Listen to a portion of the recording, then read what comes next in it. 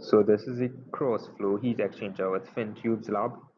And in this lab, we would like to find the steady state parameters for a cross-flow heat exchanger. Those parameters are the heat transfer watt density and the mean surface heat transfer coefficient.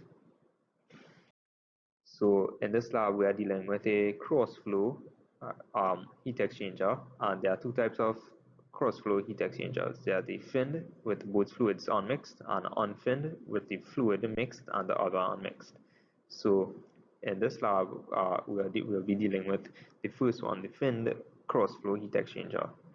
So right here, this is the active heating element that is used in the lab, and you can see that the spirals around the tube are the fins, right? And this would be covered more in depth in the procedure that will be done shortly.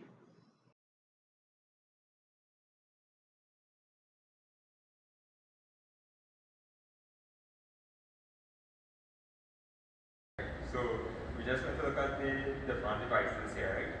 So here we have the console, and what the console is used for is that it sets the voltage to the heating element, and it also records the temperature. So on this part of the panel here, you will record the temperature, and here you will see the voltage. This cable here is used to connect the thermocouple from this part of the device to the console to allow for the temperature measurements, right? Now, right below here, you can see this is the fan, right? And what the fan is used for is to intake the air through this duct here. And the air enters through here, and then goes through this duct, passes over the coil tubes, and then exits right in this part of the device. Right? So, to adjust the airflow, right, and the speed of the fan, you use this dial here, right? And basically, when you use that dial here, you need to look at this device here. This is the manometer, and it is used to record the intake air pressure. So when we're doing the lab, right, you would adjust this switch here so that the reading would be between 3.5 to 4 millimeter H2O, right? Now, the last part that I'd like to show here is the active element, right? And this here, the one with the cable, is the active element that will be heating up, and the rest will be the dummy elements. So those will not have any heaters. And the next thing, if you look closely here, is that you see spirals around the elements, and those are actually the fins, right? And one more thing is this plate here that is bolted on onto the device is a fin tube plate, and what it is used for is just used to house and support the active elements.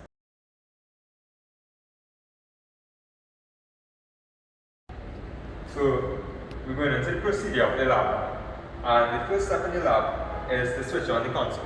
So hit the switch, and now what we need to do is that we need to switch on the fan and adjust the intake air pressure. So on this side here, you turn this switch on, and then before we start to increase the speed of the fan, we need to check this level here to make sure that it is level before we start to increase the speed of the fan, right? So as you can see, it is level already, and you slowly turn up the speed of the fan.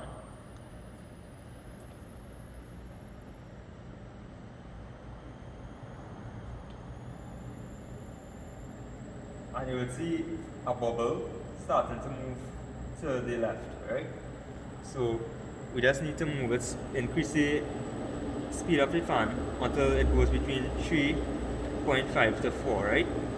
So we're just going to do that, but you need to do it slowly, because if you do it too quick, it's going to overshoot.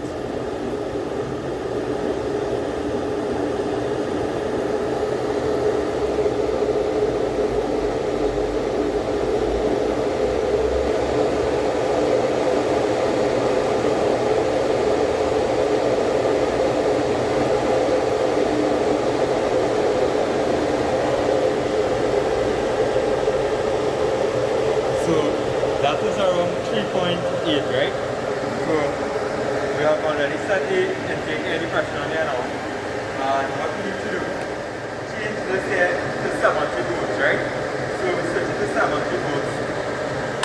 So previously it was on 35, and now we switch it to 70 volts, right? Now, when you switch it to 70 volts, you need to wait for the system to stabilize. Then you can take a temperature reader, right? Because you need to take the initial values first.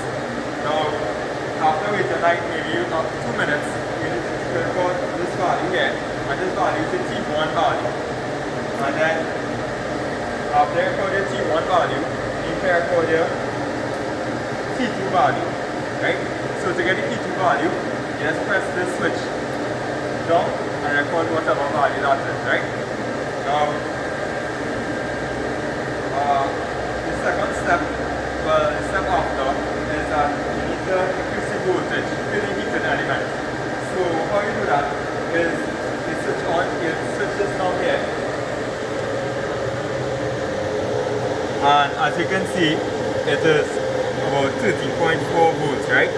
So our first voltage value will be 13.4 volts, and that voltage there, we'll set it at that, and then in further steps we will increase it, right? So how we just set it to 13.4 volts, we need to also wait a few minutes for the system to stabilize. So after the system has stabilized, you record your T1 value, right? You record the voltage, and then you press the switch down here to record your T2 value. Then, after you have recorded all those values, you increase the voltage again. So, you increase it to a value higher than 13.5. So, let's say 13, right? So, to do that, you then need to turn this dial.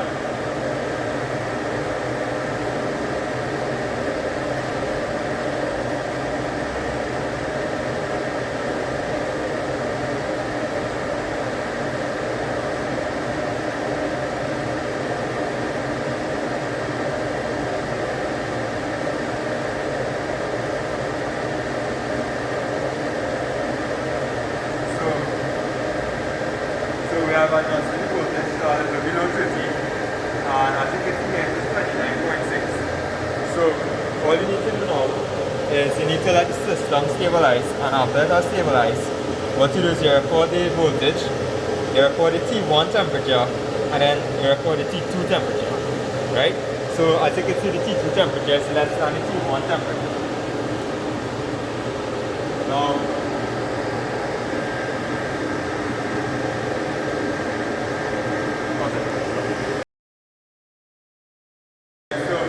second step in the lab is to change this here to 70 volts, right? So we switch it to 70 volts. So previously it was on 35, and now we switch it to 70 volts, right?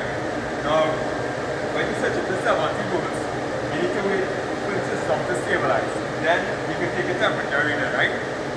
Because you need to take the initial values first. Now, after waiting like maybe about 2 minutes, you need to record this value here, and this value is the T1 value. And then, after you record your T1 value, you can record your T2 value, right? So to get the T2 value, you just press this switch down and record whatever value that is, right? Now, the second step, well, the step after, is that you need to increase the voltage to the heating element. So how you do that is you switch on, you switch this down here, and as you can see, it is about 13.4 volts, right? So our first voltage value will be 13.4 volts, and that voltage there, we'll set it at that, and then in further steps we will increase it, right? So how we just set it to 13.4 volts, we need to also wait a few minutes for the system to stabilize. So after the system has stabilized, you record your T1 value, right? You record the voltage, and then you press the switch down here to record your T2 value. Then, after you have recorded all those values, you increase the voltage again. So, you increase it to a value higher than 13.5. So, like, let's say 13, right? So, to do that, you then need to turn this dial.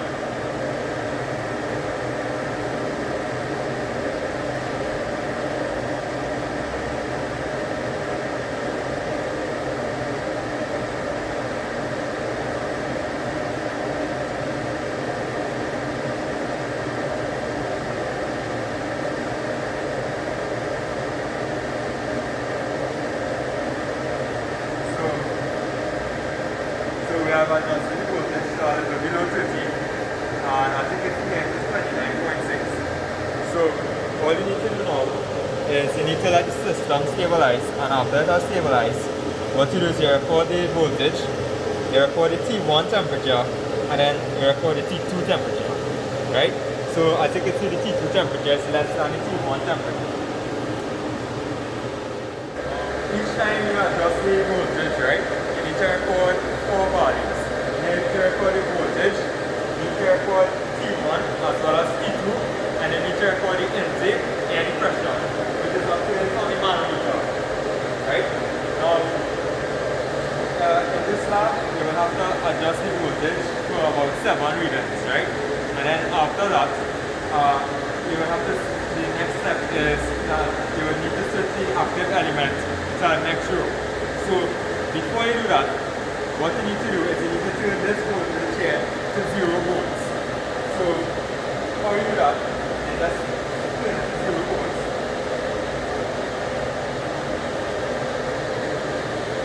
Right, so you can see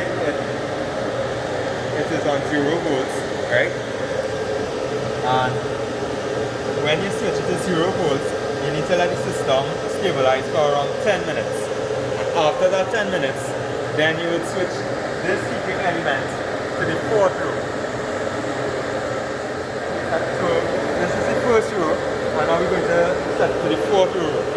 So let's take it out gently, and you need to be careful because it might be hot.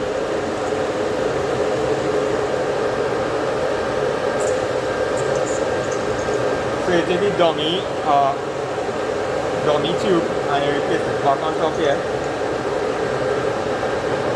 And you take the active element and you set it to the 4th row. Right? Now when you set the heating element to the 4th row, you need to maintain this intake air pressure to what you had it in the original that you had it for row 1. So if in row 1 you had set it to 4, when you switch the active element, you need to ensure that this here is also at 4. Right? Now, when that is done, you basically repeat back the procedure. So, when you switch it, what you do is that you wait for it to stabilize, you record the value of T1 and T2, as well as the voltage and the air pressure, and then you increase the voltage.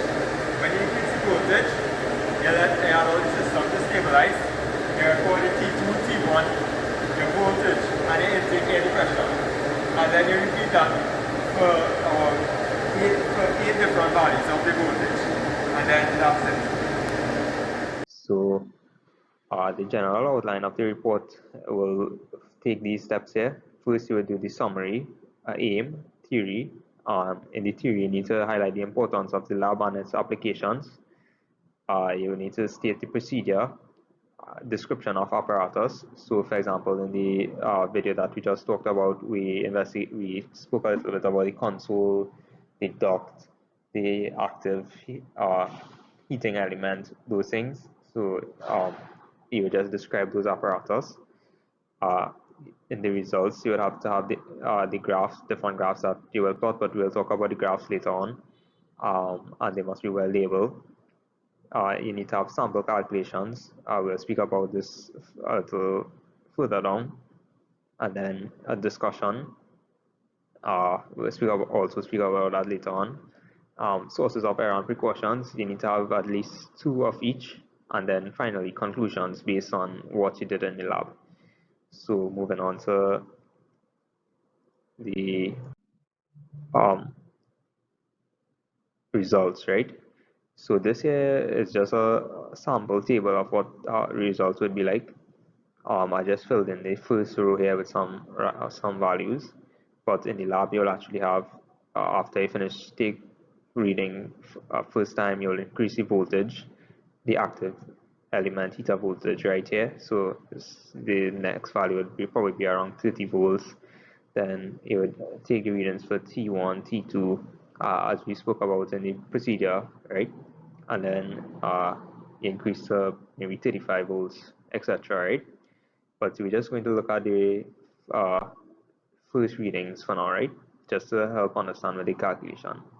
So this is the table that we would need to fill out, and it shows the different parameters that we need to calculate for each column. So for column 1, you would have to calculate the heat transfer rate for the values that you obtain in column 2. You would have to calculate that heat transfer rate, etc., right, for each individual sets of readings that you took in the lab. So the first one is to calculate the heat transfer rate.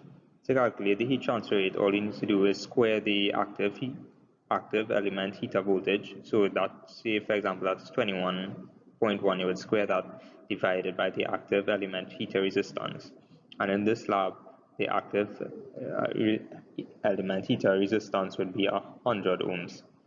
Next, you would have to calculate the heat flux, and that is simply done by taking the value that you just calculated here, the heat transfer rate, divided by the area of the heat transfer surface, and that value is given here.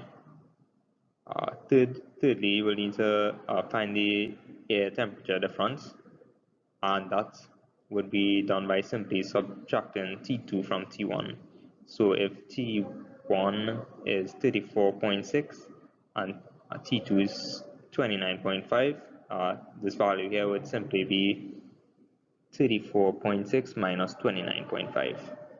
And then to calculate the mean surface heat transfer coefficient, you would just divide the heat flux that you calculated here by T1 minus T2. So now we just need to calculate the duct free air velocity, and that is done by substituting the ambient temperature by the intake depression and all over the atmospheric pressure.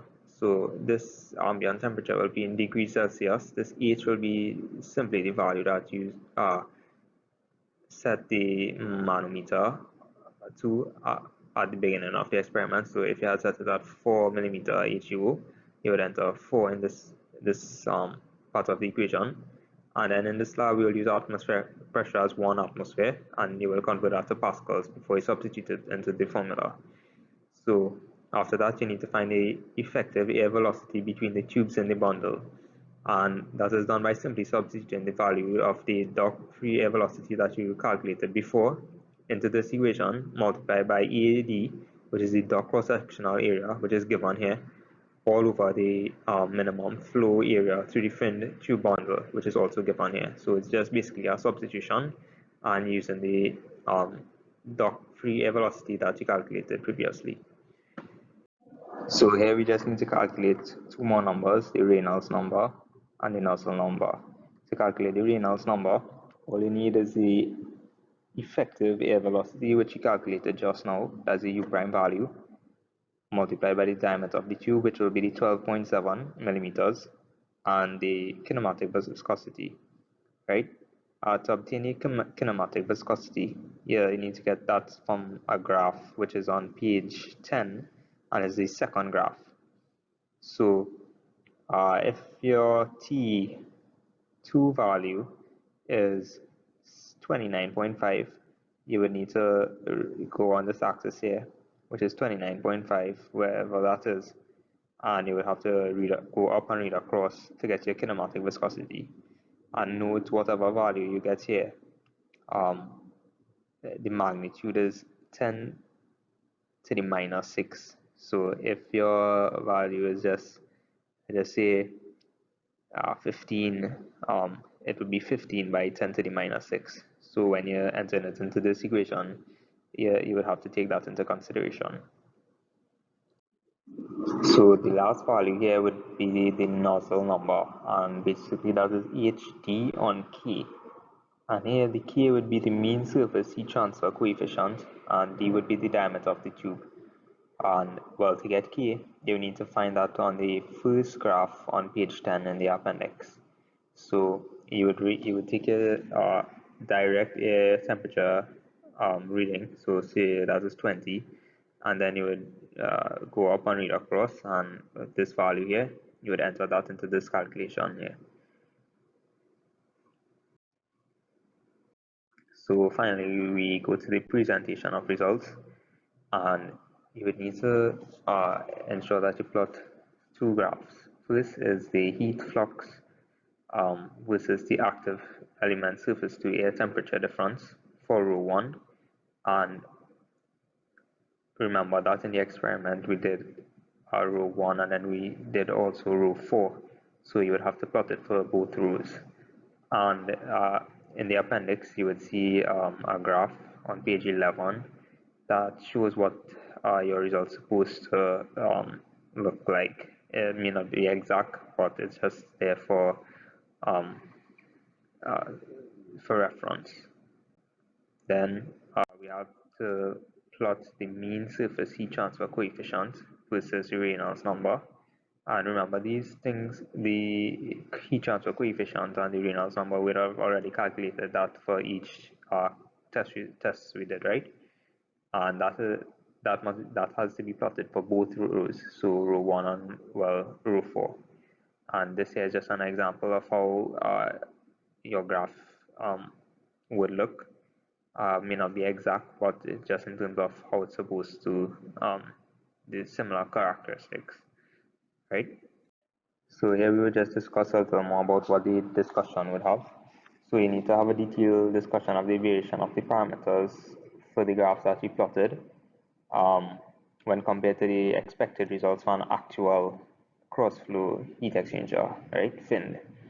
And you need to make sure and list all your precautions when doing the experiment, and what improvements in the procedure that you could do that will allow us to get better results that would more align with an actual cross-flow heat exchanger.